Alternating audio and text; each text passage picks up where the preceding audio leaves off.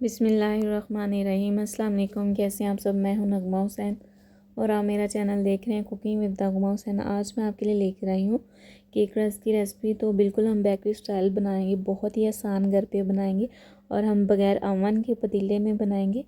तो चलें जी, बनाना स्टार्ट करते हैं। तो सबसे पहले यहाँ पर मैंने 1 कप ऑयल ले लिया है। तो वज़न में ये 200 ग्राम है और 200 ग्राम ही मैंने चीनी ली है और चीनी को मैंने पाउडर कर लिया था। तो अब इसको हम अच्छे से मिक्स कर लेंगे, चीनी और ऑयल को बीटर की मदद से। तो यहाँ पे हमने चीज़ों का ख़ास ध्यान रखना है, सारी चीज़ें एक जितनी लेनी है। हम वज़न तो यहाँ पे मैंने 6 अदद अंडे लिए हैं, तो इसको हम एक एक अंडा करके इसमें ऐड करते जाएंगे और इसको बीट करते जाएंगे। और अंडों को हमने एक साथ नहीं डालना, एक साथ डालेंगे तो ये मिक्सचर अच्छा नहीं बनेगा। एक एक करके डालेंगे तो केक हमारे बहुत ही बेस्ट बनेंगे। तो यहाँ पे हम इसको 2 करके भी डाल सकते हैं, एक भी, लेकिन एकदम हमने सारे ऐड नहीं करने इसमें। तो यहाँ पे मैंने 3 हिस्सों में से ऐड कर दिया है। तो अब इसको बीटर की मदद से अच्छे से मिक्स कर लेंगे।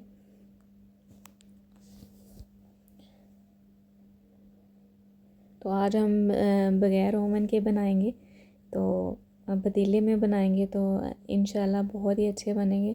तो यहाँ पे मैंने मैदा लिया है तकरीबन 300 ग्राम। तो मैदे को पहले मैंने अच्छे से छान लिया था।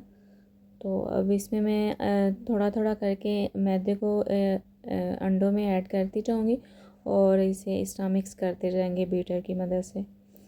तो मैंने यहाँ पे लो स्पीड पे इसे बीट कर रही हूँ, ज़्यादा हाई स्पीड पे नहीं करना। इस तरह वो फिर इस फ्लफ़ी सा ये हो जाएगा तो इसका बैटर तो बिल्कुल भी वो हमारे जो केक हैं अच्छे नहीं बनेंगे। तो अब फिर मैंने इसको जो बाकी का मैदा रह गया था तो वो मैंने इसमें ऐड कर दिया। तो इसको अच्छे से मिक्स कर लेंगे। अच्छा जी, यहाँ पे मेरे पास है बेकिंग पाउडर। तो बेकिंग पाउडर मैंने यहाँ पे लिया है 3 टीस्पून मैंने लिया है। तो यहाँ पे थोड़ा सा मैंने फूड कलर लिया है, इससे बहुत ही अच्छा कलर आएगा केक रस का। तो यहाँ पे मैं थोड़ा सा नमक ऐड कर रही हूँ क्योंकि हमने इसमें चीनी ऐड की है, तो चीनी को बैलेंस करने के लिए तो मैंने इसमें नमक भी ऐड कर दी। यहाँ पे मैंने 1 टीस्पून के करीब वनीला एसेंस ऐड किया है।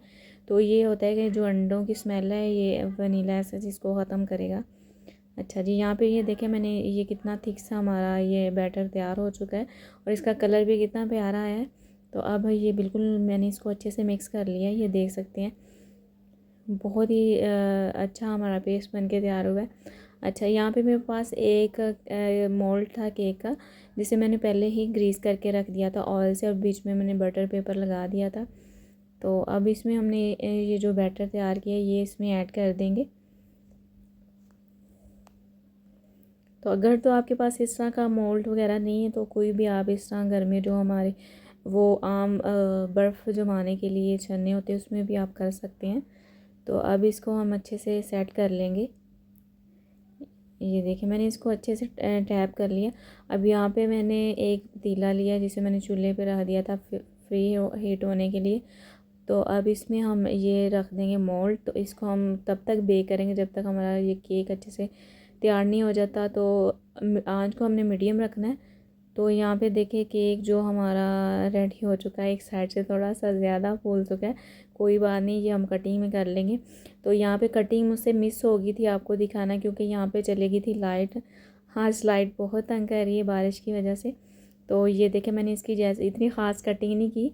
तो कुकिंग में मैं इतनी माहिर नहीं हूँ, लेकिन जिस तरह भी थी लेकिन मैंने कटिंग कर ली। तो अब हम इसे दोबारा बेक होने के लिए रख देंगे पतीले में तकरीबन आधा पौना घंटे के लिए, ताकि ये दोबारा से हमारे केक रस बन के तैयार हो जाए।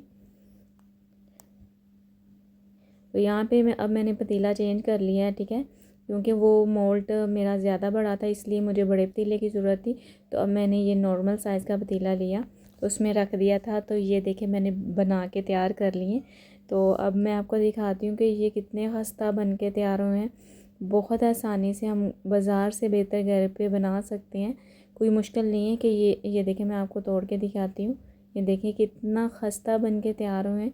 तो ये कोई मुश्किल नहीं है कि हमारे घर में माइक्रो ओवन नहीं है तो हम इस तरह की चीज़ें नहीं बना सकते, बल्कि हम बना सकते हैं। तो बस टाइम हमारे पास होना चाहिए, तो थोड़ी सी मेहनत करनी पड़ती है तो चीज़ें बन जाती है। तो हम इस तरह की चीज़ें बनाया करें। तो उम्मीद करती हूँ आज की रेसिपी आपको पसंद आई होगी। तो अपना बहुत सारा ख्याल रखिएगा, मुझे दुआओं में याद रखिएगा। मुझे इजाज़त दीजिए। अल्लाह हाफिज़।